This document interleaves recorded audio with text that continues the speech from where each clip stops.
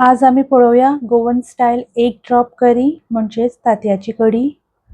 हांवें 1 कप नाल्लाची सोय घेतल्या। तेचे बरोबर एक उबो चिरून कांदो, 10 लसणीच्यो पाकळ्यो आणि थोडेशे तेल घालून सोय बरी तामूस भाजून घेतल्या।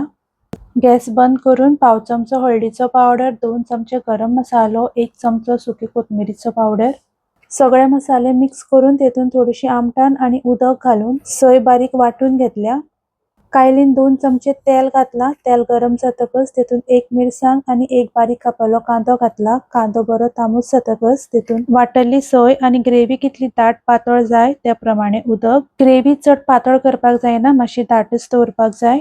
चवीपुरते मीठ घालून ग्रेव्ही खतखतो येतकच गॅसीचो फ्लेम सामको लो दवरून एक तांतयां अशी स्पेस दवरून ग्रेव्हीन घालपाची। ग्रेव्ही चाळीनासतना धापणे धापून 8 ते 10 मिनिटां तांतयां शिजोवन निमाणी थोडी ओली कोथमीर घालपाची। ही तांतयाची कडी शीता बरोबर किंवा पोळे बरोबर खूप टेस्टी लागता। रेसिपी आवडली जाल्यार नक्की लाईक करात।